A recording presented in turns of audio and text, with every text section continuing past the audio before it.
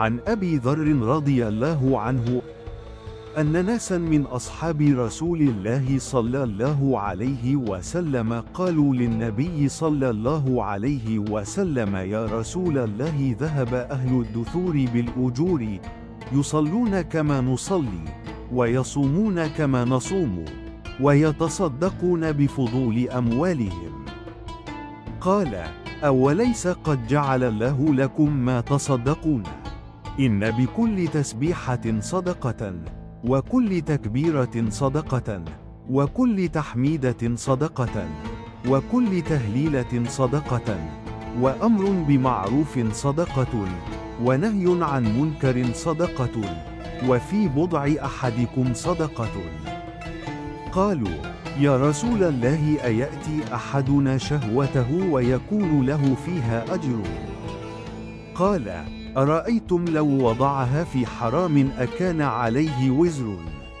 فكذلك إذا وضعها في الحلال كان له أجر. Daripada Abi Dzar radhiyallahu anhu, bahawa sebahagian sahabat Rasulullah sallallahu alaihi wasallam berkata kepada baginda, "Wahai Rasulullah, golongan kaya telah mengambil semua pahala. Mereka solat sebagaimana kami solat, mereka berpuasa sebagaimana kami berpuasa, dan mereka bersedekah dengan kelebihan harta mereka." Baginda sallallahu alaihi wasallam menjawab, "Bukankah Allah telah menjadikan untuk kamu semua amalan sedekah juga? Setiap tasbih adalah sedekah, setiap takbir adalah sedekah, setiap tahmid adalah sedekah, setiap tahlil adalah sedekah. Menyeru kepada kebaikan adalah sedekah, dan mencegah kemungkaran juga adalah sedekah.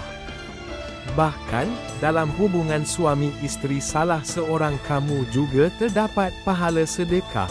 Para sahabat bertanya, "Wahai Rasulullah, adakah seseorang itu mendatangi isterinya kerana nafsu syahwat, lalu dia mendapat pahala?" Baginda menjawab, "Apakah pendapat kamu jika dia meletakkannya di tempat yang haram, adakah ke atasnya dosa? Maka begitu juga jika dia meletakkannya di tempat yang halal, maka dia mendapat pahala."